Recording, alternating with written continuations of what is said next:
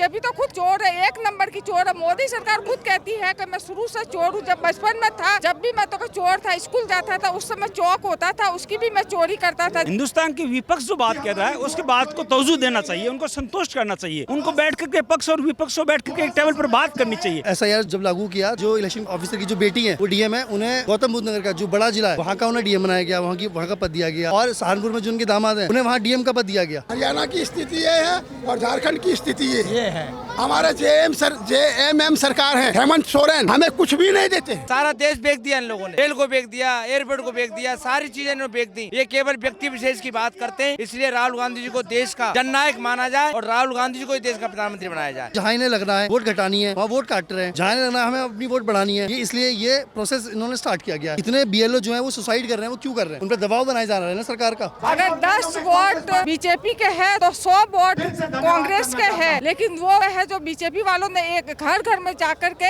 एक सदस्य का वोट 80-80 का बना दिया। जैसे एक ही इंसान का उसका नाम कई ID से बना करके उनका वोट बना दिया। वोट चोरी तो इनकी तानाशाही है। जहाँ भी इलेक्शन होता है ये अपना मशीनों में सेटिंग करके अपनी सत्ता को बरकरार रखते। हम बहुत दुखी हो गए। आज हम यहाँ आए हैं, हम किसी पार्टी के मुद्दे से नहीं बोल रहे हैं, हम दुखी होके बोल रहे हैं जो आखिर भारत सरकार, प्रधानमंत्री मोदी जी ने हमारी और गरीबों की ओर क्यों नहीं देख रहे हैं। वोट चोरी, वोट चोरी, वोट चोरी। माना कि हो सकता है इसमें कहीं राजनीति हो, लेकिन निर्वाचन आयोग की और वर्तमान जो सत्तासीन सरकार हैं उनका दायित्व बनता है कि इस आवाज को संतुष्ट करने के लिए लोगों को विश्वास में लिया जाए, लोगों को समझाया जाए कि नहीं वास्तव में आपके वोट का चोरी नहीं हो रही है। जो उसमें दबाते हैं EVM मशीन में, तो वो वोट है जो उनको ही जाएगा, बीजेपी वालों को ही, है ना। और जब बैलेट पेपर जब बीजेपी सरकार अगर है चोर नहीं है तो बैलेट पेपर के करवा करके देखो ना, क्यों नहीं करवा रहे। अमित शाह तो जो डंके की चोट है बोलते हैं वोट चोरी हमारे राज में तो हो नहीं रही है। अमित शाह तो डंके की चोट पे ये भी कहते हैं कि 15 लाख रुपए खाते में आएंगे। आए क्या? मीडिया ने सवाल पूछा तो उन्होंने खुद ही कहा वो तो जुमला था। तो डंके की चोट पे तो ये भी कह रहे थे 1.5 लाख लोगों को रोजगार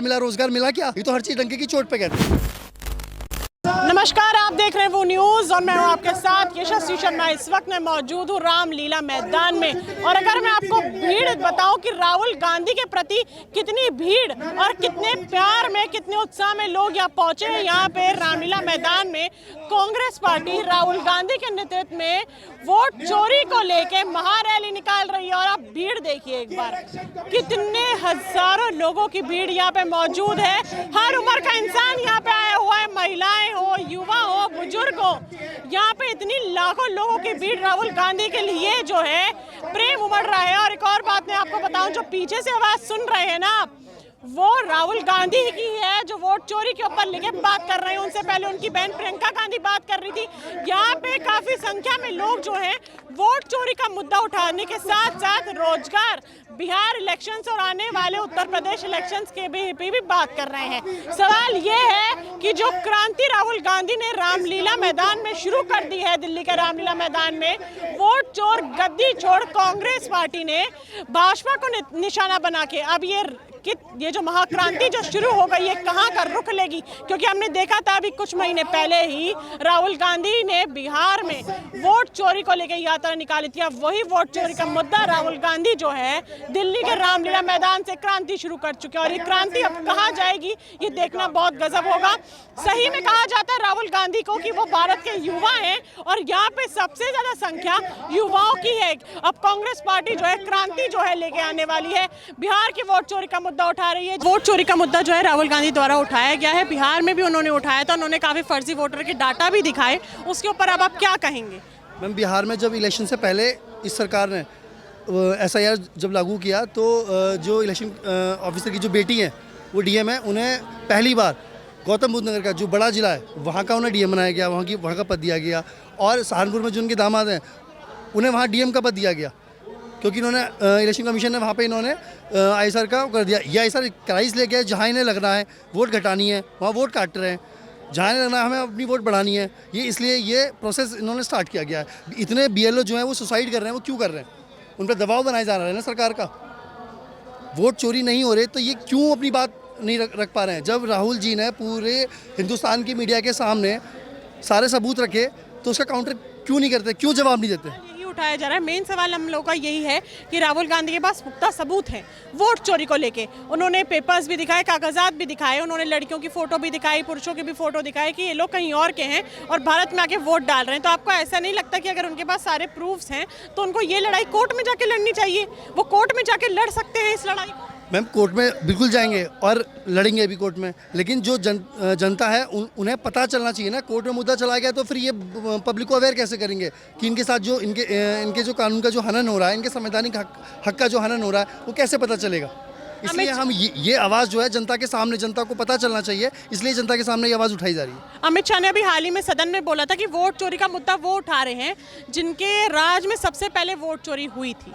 पटेल साहब और नेहरू जी, जब उन दोनों में से किसी एक को प्रधानमंत्री चुनना था तो 22 वोट जो है पटेल जी को पड़े थे और 2 वोट जो है नेहरू जी को पड़े थे। उसके बाद भी कांग्रेस पार्टी नेहरू जी को प्रधानमंत्री बना देती है। ये वोट चोरी कैसे है? तो ये वोट चोरी नहीं हुई क्या? मैम आप तो ये वाली बात आप बीजेपी की तरफ से प्रवक्ता की सवाल पूछ रहे हैं। मैंने अभी आपको बोला कि अमित शाह ने कहा है, हमारा कोई आरोप नहीं है भाई साहब। इनका पैटर्न ये रहा है, जब से इनकी सरकार आई है, इनकी सरकार की सत्ता इनकी है, सवाल इनसे पूछना चाहिए। ये बात करेंगे नेहरू जी की, ये बात करेंगे पाकिस्तान की, जो हम सत्ता इनकी है तो सवाल इनसे पूछेंगे ना। तो ये अपना जवाब क्यों नहीं देते? ये इतिहास को उठा के वहाँ से क्यों लेके आते हैं? ये सिर्फ सारा डाइवर्जन, ताकि पब्लिक को मैनिपुलेट कर सके, ताकि जो मेन मुद्दा है पब्लिक उस पर तो ध्यान देती नहीं है। आपने भी बस सवाल उठा दिया कि क्या नाम है वहाँ नेहरू जी के टाइम पे और गांधी जी के टाइम पे क्यों हुई थी। एक बात बताइए, ये वोट चोरी के मुद्दे पे क्यों नहीं बात कर रहे? आप वो बात क्लैरिफिकेशन नहीं दे रहे, क्यों सफाई नहीं दे रहे, क्यों उसका जवाब नहीं दे रहे? इलेक्शन कमीशन क्यों नहीं आ रहा फ्रंट पे जवाब देने के लिए? ये तो अमित शाह तो जो डंके की चोट है बोलते हैं वोट चोरी हमारे राज में तो हो नहीं रही है। मैम अमित शाह तो डंके की चोट पे भी कहते हैं कि 15 लाख रुपए खाते में आएंगे, आए क्या है? मीडिया ने सवाल पूछा तो उन्होंने खुद ही कहा वो तो जुमला था। तो डंके की चोट पे तो ये भी कह रहे थे 1.5 लाख लोगों को रोजगार मिला क्या? ये तो हर चीज़ डंके की चोट पे कहते हैं। अच्छा, अब ये मुझे बताइए कि 2026 और 27 में उत्तर प्रदेश, पश्चिम बंगाल और पंजाब में चुनाव हैं इन 2 सालों में। आप मुझे बताइए कि कांग्रेस पार्टी इस बार किन मुद्दों पे चुनाव लड़ेगी और ऐसा कौन सा काम है जो अभी करंट सरकार पश्चिम बंगाल या पंजाब या फिर उत्तर प्रदेश में नहीं कर पा रही है और वो काम कांग्रेस पार्टी जो है जनता को करके देगी? मैम कांग्रेस सरकार ने 70 सालों से सिर्फ जनता के मुद्दे उठाए, जो बेसिक मुद्दे हैं, जो जिससे जो गरीब जनता है, जो अनएजुकेटेड जनता है, उन्हें वो डेवलप कर सकें। बेरोजगारी, शिक्षा, सबको आवास मिले, जो बेसिक मुद्दे हैं। 70 सालों से कांग्रेस जनता के मुद्दों को उठाती आई है और उन्हीं मुद्दों पर उज्ज्वला योजना, आवास योजना का लाभ हो रहा है जनता को? सब मैम सब इनकी धांधलेबाजी करते हैं। न्यूज़पेपर में ऐड दे देंगे इतना बड़ा कि सबको आवाज़ मिले, अखबार में फोटो छुपा देंगे, पता चला 1 या 2 दिए, बाकी सब घोटाले में खा गए। वोट चोरी के मुद्दे पे क्या कहें? वोट चोरी के मुद्दे पे वास्तव में राहुल जी ने जो मुद्दा उठाया बिल्कुल सही उठाया है और सही मायने में अगर देखा जाए तो आज की स्थिति में देश का जननायक है, जो भी जननायक है वो राहुल गांधी है। राहुल गांधी देश की रक्षा कर सकते हैं, राहुल गांधी देश को आगे बढ़ा सकते हैं। ये लोग चोर हैं, ये वोट चोरी की बात नहीं है, अनेकों चोरी है। सारा देश बेच दिया इन लोगों ने, रेल को बेच दिया, एयरपोर्ट को बेच दिया, सारी चीज़ें इन्होंने बेच दी। ये केवल व्यक्ति विशेष की बात करते हैं, इसलिए राहुल गांधी जी को देश का जननायक माना जाए और राहुल गांधी जी को देश का प्रधानमंत्री बनाया जाए। अच्छा, भाजपा कहती है कि राहुल गांधी आरोप लगाते हैं कि भाजपा हिंदू मुस्लिम की राजनीति करती है, या आरोप लगाते हैं कि भाजपा हिंदुओं को ज़्यादा हिंदुओं के लिए सुविधाएं निकालती है, जबकि जब राम मंदिर का निर्माण हुआ था, जब राम मंदिर की प्राण प्रतिष्ठा हुई थी, तो यही राहुल गांधी ने न्योता ठुकरा दिया था। तब राहुल गांधी सो रहे थे क्या? राहुल गांधी हिंदुओं की कब बात है? सभी की बात, पूरे देश की बात है। सब सर्वधर्म समाज को लेके चलते हैं। भाजपा यही कहती है। भारत है हमारा। ये क्या नाम हुआ? मेरा नाम वल्लभ लखेश्री है। मैं राजस्थान के बॉर्डर के सबसे अंतिम जिले से, फलौदी से आया हूँ। वोट चोरी पे क्या कहेंगे? वोट चोरी पे ये कहना है मैडम कि केवल राजस्थान या हिंदुस्तान के दूसरे कोने से नहीं, हिंदुस्तान के कोने कोने से, हिंदुस्तान के कुचे से, हिंदुस्तान के गली से आवाज़ आ रही है, वोट चोरी, वोट चोरी, वोट चोरी। माना कि हो सकता है इसमें कहीं राजनीति हो, लेकिन निर्वाचन आयोग की और वर्तमान जो सत्तासीन सरकारें हैं, उनका दायित्व बनता है कि इस आवाज़ को संतुष्ट करने के लिए लोगों का विश्वास में लिया जाए, लोगों को समझाया जाए कि नहीं, वास्तव में आपके वोट का चोरी नहीं हो रही है। जब तक सरकार उनको विश्वास में नहीं लाएगी, जब तक मीडिया उनको विश्वास में लाने का प्रयास करेगा, जब तक निर्वाचन आयोग उनको विश्वास में लाने का प्रयास नहीं करेगा, तब तक ये जो विवाद है ये खत्म होने वाला नहीं। आपको लगता है कि कांग्रेस के समय में वोट चोरी नहीं हुई? मेरा निवेदन ये है कि कांग्रेस के समय में अगर वोट चोरी हुई तो भी गलत है, और बीजेपी की सरकार के समय अगर वोट चोरी हुई तो गलत है, और आपके समय में अगर वोट चोरी हुई तो गलत है। गलत को हमेशा गलत कहेंगे, सही नहीं कहेंगे। लेकिन वर्तमान परिस्थितियों में जिस तरह से हल्ला हो रहा है, एक एक घर से सैकड़ों वोट निकल रहे हैं, मृत लोगों के वोट निकल रहे हैं, देवी देवता के नाम से वोट छप रहे हैं, पशुओं के नाम से वोट छप रहे हैं, इस तरह की अगर स्थिति होती है तो उसमें निश्चित रूप से कहीं सख्त में बड़ी बात होगी। एसआईआर पे क्या कहेंगे, क्योंकि एसआईआर फर्जी वोटर को पकड़ने के लिए ही कराया जा रहा है हर राज्य में, तो आप एसआईआर के सपोर्ट में हैं? मैं रिटायर्ड शिक्षक हूँ, मैंने 25 साल तक बीएलओ का काम किया है। एसआरआई कोई नई बात नहीं है। देश आज़ादी से पहले भी एसआरआई हुआ था, देश की आज़ादी के बाद भी एसआईआर हो रहा है, लेकिन जो वर्तमान में जो एसआरआई का जो तरीका है, ये तरीका लोगों के मन में नहीं भा रहा है। आज बीएलओ को रातों रात 7 दिन में आपको ये काम करना है, 10 दिन में आपको ये काम करना है, 1 महीने में ये काम करना है, ये प्रेशर का दबाव है। और उस प्रेशर में लीगल अनलीगल काम, घर बैठे खाना बनाते हुए एक प्रेशर एसआरआई का काम कर रहे हैं, फील्ड में काम करते हुए एसआरआई का काम कर रहे हैं, बच्चों को खिलाते हुए एसआरआई का काम कर रहे हैं, और अपने काम बस में जाते हुए भी, टैक्सी में बैठी हुई महिलाएं भी, टैक्सी में बैठे हुए टीचर भी एसआरआई का काम कर रहे हैं। निश्चित रूप से ये काम फेयर नहीं होगा। इस दबाव में, इस प्रेशर में अगर काम होगा तो उसमें अनेक प्रकार की त्रुटियां और अनेक प्रकार की गलती होगी। चूंकि संविधान प्रद देश में चुनाव से बढ़कर कोई महान कार्य नहीं होता है, और चुनाव का मतलब एसआरआई, और एसआरआई का मतलब है चुनाव की लिस्ट तैयार होना, और उसमें अगर इस प्रकार की गड़बड़ी होगी तो निश्चित रूप से अंगुली खड़ी होगी। मतलब बदलाव की जो गूंज है वो शुरू हो। बिल्कुल, मैं कह रहा हूँ राहुल गांधी जी जो बात कर रहे हैं, हिंदुस्तान के विपक्ष जो बात कर रहा है, उसके बात को तवज्जो देना चाहिए, उनको संतुष्ट करना चाहिए, उनको बैठ करके पक्ष और विपक्ष को बैठ करके एक टेबल पर बात करनी चाहिए, निर्वाचन आयोग को बैठ करके उनसे बात करनी चाहिए, और उनकी समस्या को सुनना चाहिए, और सत्य तक और लोगों को पब्लिक के बीच में लाना चाहिए। क्या नाम हुआ आपका? कहेंगी? ममता नाम है। ममता जी, आज आप यहाँ क्यों आई हैं? हम ना रैली के अंदर जो नहीं वोट चोर गद्दी छोड़ है, इसके अंदर जो ये हो रहा है, इसे हमारी जीत हासिल के लिए। आपके हिसाब से वोट चोरी कैसे हो रही है? तो सबसे पहले वोट चोरी हो रही है तो संविधान पर आक्रमण है, ये और वोट चोरी करके ये वोट चोरी कैसे हो रही है मैडम? वोट चोरी तो हो ही रही है ना, आपको पता है। मोदी ईवीएम द्वारा हो रही है। जिस तरह से वोट है जो उसमें दबाते हैं ईवीएम मशीन में, तो वो वोट है जो उनको ही जाएगा, बीजेपी वालों को ही, है ना। और जब बैलेट पेपर जब बीजेपी सरकार अगर है चोर नहीं है तो बैलेट पेपर करवा करके देखो ना, क्यों नहीं करवा रहे। और फिर दूसरी बात, प्रत्येक नागरिक वोट दे रहे हैं कांग्रेस को, लेकिन अगर 10 वोट बीजेपी के हैं तो 100 वोट कांग्रेस के हैं। लेकिन वो उसमें है जो बीजेपी वालों ने एक घर घर में जाकर के एक सदस्य का वोट 80-80 का बना दिया, जैसे एक ही इंसान का, उसका नाम कई आईडी से बना करके उनका वोट बना दिया। मोदी जी 1 नंबर का चोर है। चोर मैं खुलेआम से कहूँगी कि मोदी जी चोर है और चोर है। भाजपा पार्टी जो है वो आरोप लगाती है कि राहुल गांधी वोट चोरी का मुद्दा तो उठा रहे हैं, लेकिन राहुल गांधी तेलंगाना, तमिलनाडु, शिवाजी नगर, चामराजपेट में मुद्दा वोट चोरी का क्यों नहीं उठाते? तो वोट चोरी तो मुद्दा उठा ही रहे ना। तेलंगाना में कहा, तेलंगाना में जनता सब समझ रही है कि वोट चोरी हो रही है। क्या मुद्दा? तेलंगाना में वोट चोरी कैसे हो सकती है? तेलंगाना में तो कांग्रेस की सरकार, कांग्रेस की तो है, लेकिन वहाँ पर वो तो उस समय 2 साल पहले जो सरकार बनी थी तेलंगाना में, वहाँ बन गई। लेकिन जो जहाँ पर हुए हैं जो वोट चोरी हुए सबूत के साथ पकड़ा गया, जैसे जयपुर के अंदर हवा महल के अंदर वहाँ पर भी वोट चोरी हुए हैं। कहीं बिहार में अभी प्रत्यक्ष में चुनाव हुए, तो आप मानते हो कि भाजपा कहती है कि राहुल गांधी उन्हीं राज्यों में वोट चोरी का मुद्दा क्यों उठाते हैं जहां भाजपा की सरकार होती है, जहां कांग्रेस की सरकार है वहां पे वोट चोरी का मुद्दा क्यों नहीं उठा रहे? क्या वहां पे ईवीएम है कि नहीं है, या फिर सही चुनाव वहां पे होता है? क्या जहाँ पे भाजपा की सरकार होती है या फिर वही ईवीएम है?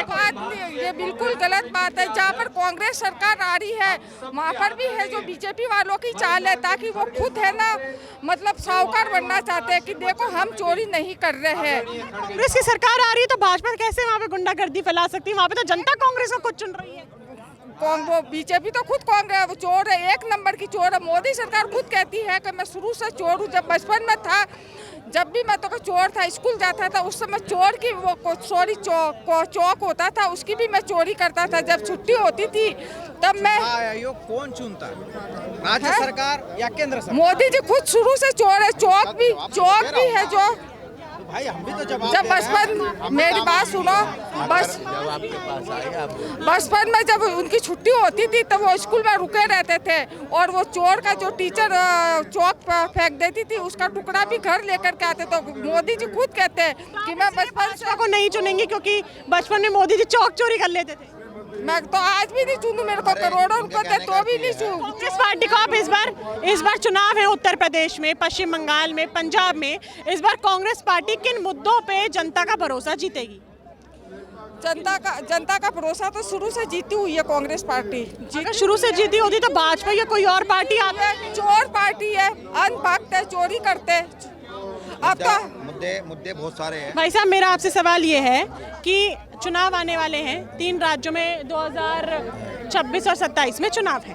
कांग्रेस पार्टी राष्ट्रीय पार्टी है, कांग्रेस पार्टी इस बार किन मुद्दों पे चुनाव लड़ेगी? देखो मुद्दे बहुत सारे हैं। मुद्दे राजनीति के जो मुद्दे होते हैं, सबसे पहले रोजगार, सबसे दूसरी बात महिला सुरक्षा, तीसरी सबसे बड़ा मुद्दा आज की डेट में जो हमारे जो गुजरे तबके समाज है उनको दबाया जाता है, वो मुद्दा। हम जिस समाज में रह रहे हैं, ये एकता है ना हमारी, ये हमारा एकता है। हम लोग यहाँ खड़े हैं, ये भाईचारा। आप यहाँ देखिए ना, राजस्थान से लोग आए हुए हैं, यूपी से लोग आए हुए हैं, पंजाब से लोग आए हुए हैं। यही तो हमारी कांग्रेस की विचारधारा है जो दूसरी पार्टी की नहीं है।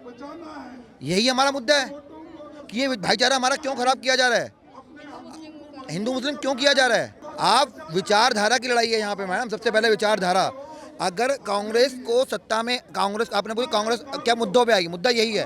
अभी हाल ही में हमारी टीम मुजफ्फरनगर गई थी, उत्तर प्रदेश। वहाँ पे काफ़ी लोगों का कहना है कि वहाँ पे हिंदू ते मुसलमान जो है उनका काफ़ी झुकाव जो है योगी आदित्यनाथ की तरफ है, क्योंकि उन्होंने वहाँ पे लॉ एंड ऑर्डर जो है वो काफ़ी सही कर रखा है। वहाँ पे महिला जो है 5 बजे छोड़िए 10 को 11-12 बजे भी निकल सकती है। जब से 2014 से और 2025 तक आप क्राइम का क्राइटेरिया देखिए, सबसे ज़्यादा मुकदमे दर्ज हुए हैं क्राइम में। क्राइम बढ़ा है। अब हालात ये हो गए हैं कि आप शासन में जाएं, कोई आम आदमी थाने में जाता है तो पुलिस वालों से दबा देते हैं, और पुलिस वालों की भी मेंटेलिटी ये होगी कि उन पर प्रेशर रहता है हिंदू मुस्लिम की। अगर आप मुस्लिम में जाएगा तो उसकी कार्रवाई नहीं होगी। मैं उत्तर प्रदेश की बात कर रही हूँ आपसे सिर्फ कि 2017 से वहाँ पे काफ़ी महिलाओं का ऑन रिकॉर्ड कहना है, हम आपको दिखा सकते हैं। मुस्लिम महिलाओं का भी कहना है कि हमको सुरक्षित महसूस वाकई में वहाँ पे होता है, क्योंकि अखिलेश यादव के समय पे स्नैचिंग होती थी, कान चोरी, पुरुष भी नहीं निकल पाते थे, लेकिन हम लोग निकल पाते हैं। वहाँ पे 10 साल 11 साल की बच्ची रात को 11 बजे अब जो रेप हो रहे हैं महिलाओं के साथ, अभी जो डॉक्टर का जो रेप, जिक्र मेडिकल कॉलेज, जो रेप हुआ वो किसी मुसलमान ने नहीं किया था ना, वो मुसलमान रेपिस्ट में नहीं देखा जाता। हाँ, नहीं देखा जाता ना, तो यानी अपराध में नहीं देखा जा रहा ना, तो सत्ता तो इनकी है ना, तो रेप क्यों हो रहे हैं? महिला कहाँ सुरक्षित है? मैं वही बात तो आपको उठा रही हूँ। मैं ये आपसे बिल्कुल सहमत हूँ कि दिल्ली में क्राइम रेट की पकड़ बिल्कुल जीरो है। मैं आपको ऑन रिकॉर्ड, उत्तर प्रदेश में भी नहीं है क्राइम की पकड़। वहाँ भी अपराध दिन ब दिन बढ़ रहा है, हर अपराध, चाइना स्नैचिंग भी बढ़ रही है, चोरी भी, डकैती भी, मर्डर भी, रेप भी, ज़मीनों के जो विवाद होते हैं वो सब क्राइम बढ़ रहा है। पर मीडिया इनकी है, सारी जो संस्थाएं उन्होंने इनके दबाव में काम करती हैं, इनके प्रेशर में काम करती हैं, तो वो दिखाती नहीं मीडिया। आप लोग ही नहीं दिखाते, आप लोग दिखाएं। भाई साहब, अभी आपको बोला कि मैं आपको ऑन रिकॉर्ड वीडियो दिखा सकती हूँ। 26 से लेके 30 तारीख तक मैं खुद ग्राउंड पे कवर कर रही थी, वहाँ पे महिलाओं ने बोला है। मैं आपको ये बोल रही हूँ। मैं उस बात से डिनाई नहीं कर रहा कि कुछ लोगों ने, जिन्होंने बोला होगा, जो सेव करती होंगी। अगर आप घर में आप सेफ फील कर रही हैं, इसका मतलब ये नहीं कि सारी महिलाएं सेफ फील कर रही हैं। अगर आप रात को 10 बजे जा रही हैं, आपके साथ कोई घटना नहीं घट रही है, इसका मतलब ये नहीं है कि बाकी महिलाओं के साथ घटना नहीं घट रही है। उत्तर प्रदेश में आपको लगता है कि बुलडोजर एक्शन जिस तरीके से योगी आदित्यनाथ करते हैं वो सही है, और क्या वो निष्पक्षता है? क्या बुलडोजर एक्शन से न्याय होना चाहिए? कोई न्याय नहीं होना चाहिए। ये इनकी मोनोपोली है, ये इनकी तानाशाही है। जिस पॉलिसी को हिटलर फॉलो करता था, उसी पॉलिसी को ये फॉलो करते हैं। ये तानाशाही है। ये मस्जिद तोड़वा देंगे, किसी का घर तोड़वा देंगे, जब इन्हें अपने अकॉर्डिंग ये काम करके, किसी का भी। पश्चिम बंगाल में अगले साल फरवरी मार्च में चुनाव है, कांग्रेस पार्टी भी ज़रूर लड़ेगी क्योंकि राष्ट्रीय पार्टी है। तो इस बार पश्चिम बंगाल में वो किन मुद्दों पे लड़ेगी? क्योंकि पश्चिम बंगाल में पलायन की समस्या हिंदुओं को लेके, वहाँ पे धर्म को लेके काफ़ी राजनीति करी जाती है, वहाँ पे रोजगार की समस्या वहाँ पे, और ख़ास तौर पे वहाँ पे हिंदू जो है काफ़ी संख्या में पलायन कर रहा है, हिंदू मजबूर है। तो ये जो समस्या है कांग्रेस पार्टी कैसे हल करेगी? मैम ये तो बीजेपी का एजेंडा रहा है कि हिंदू मुस्लिम वाला माहौल क्रिएट किया जाए और हिंदुओं को ऐसा महसूस कराया जाए कि आप खतरे में, यहाँ से आप पलायन किए, यहाँ से जाइए। ठीक है, हम उन्हीं मुद्दों पे काम करेंगे, जनता को समझाएंगे कि इस देश के टुकड़े ना हो पाए हिंदू मुस्लिम के आधार पर। अभी मुझे ये बताइए कि की बात कहाँ से आ गई? टुकड़े का मतलब ही नहीं है, हिंदू मुस्लिम का कहना नहीं हो सकता भाई साहब। नहीं, कहाँ से टुकड़े हो जाए? कौन सा देश में? टुकड़े मेरे टुकड़े कौन करेगा टुकड़ा? मेरे टुकड़े का मतलब ये है कि जो जो भाईचारा, ये जो टुकड़े कर देंगे, ये जो भाईचारा खत्म करने की इनकी साजिश है कि हिंदू मुस्लिम के नाम पे जो साजिश रच रहे हैं, ये खत्म हो। सवाल आपसे ये है कि पश्चिम बंगाल में फरवरी मार्च में चुनाव है, जिसको लेके वहाँ पे हिंदू पलायन कर रहा है, अत्याचार हो रहे हैं, कांग्रेस पार्टी उसको कैसे खत्म करेगी कि वहाँ का हिंदू अपने पश्चिम बंगाल को, अपने मुर्शिदाबाद को, अपने 24 परगना को छोड़ के ना जाए? जो हिंदू वहाँ से पलायन कर रहा है और जो माहौल बन गया है, हम उन्हीं पे बात करेंगे कि वो महिलाएं सुरक्षित रहेंगी, आपको पलायन करने की ज़रूरत नहीं है, उन्हें सेटिस्फाई करवाएंगे कि ये देश आपका है, ये प्रदेश आपका है।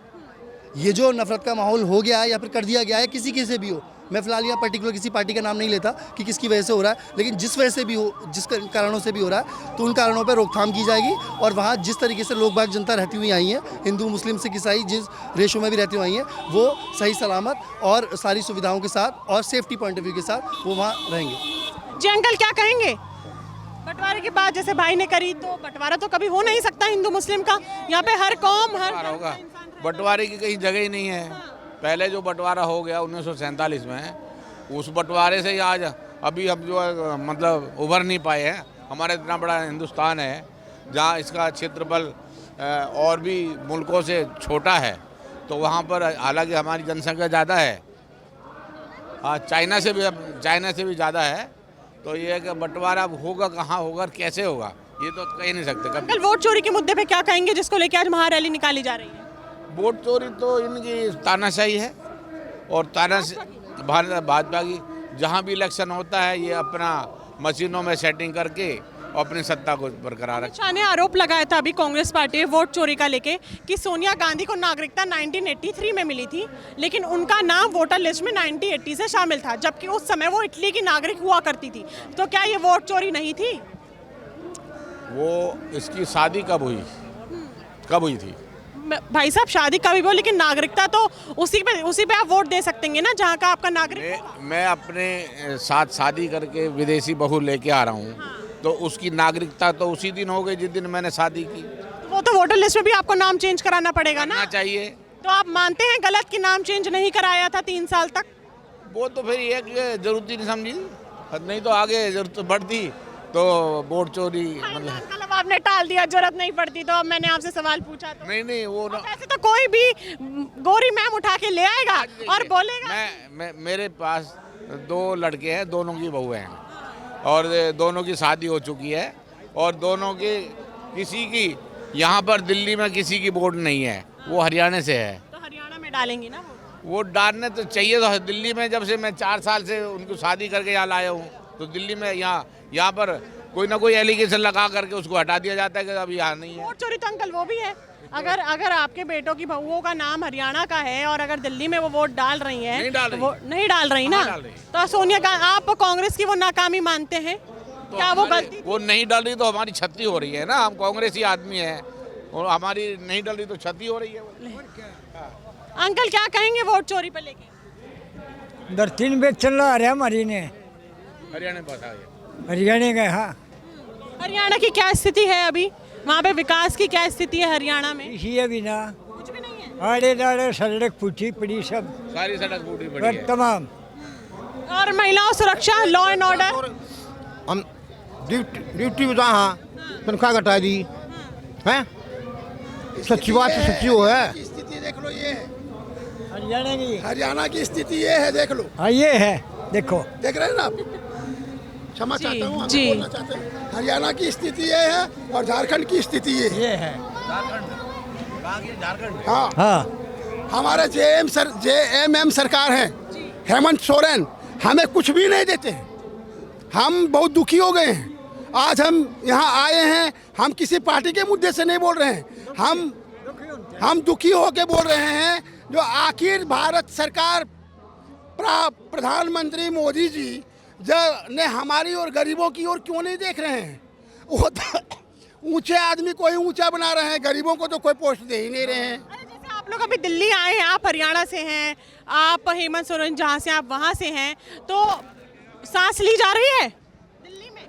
हाँ, सांस प्रदूषण इतना सांस लेने नहीं, अभी फिलहाल ठीक है, मौसम ठीक है, इससे सांस, लेकिन प्रदूषण से हमें लेना देना नहीं है। प्रदूषण होते रहे, कुछ भी हो, हमें उससे लेना देना नहीं है। हमें है गरीबी हटाओ। देश में रोटी नहीं मिल रही है, 2 रुपया का रोटी आज 2 रुपया का रोटी माता जी आज 15 रुपया में बिक रही है। रेलवे स्टेशन में 10 रुपया टॉयलेट में लग रहे हैं, 10 रुपया बाथरूम में लग रहे हैं। आखिर मोदी सरकार की वजह क्यों हो रही है? ये किस कारण से हो रही है? बदलाव चाहते हैं हम, बदलाव चाहते हैं ताकि रेलवे स्टेशन में, एक मिनट सर, रेलवे स्टेशन में कोई तरह की पैसा ना लगे, टॉयलेट की बाथरूम के पैसा ना लगे। जब सफाई कर्मी है तो फिर टॉयलेट में पैसा क्यों? पहले ये बताइए। आज हमारे देश में सोना की रेट इतना महंगा हो गया है, सोना इतना महंगा सोना हो गया है, हमारी बहन बेटियों को पहनना मुश्किल हो गया। आखिर क्यों? मोदी बदलाव चाहते हैं आप लोग कुल मिला के? हम सब मिल के भारतवासी मिलके भारत की जनता यही चाहते हैं, हमारे देश में महंगाई को मोदी जी दूर कर दे और गद्दी पर बैठे रहे। और अगर महंगाई वो दूर नहीं कर सकते हैं तो गद्दी अभी छोड़ दे।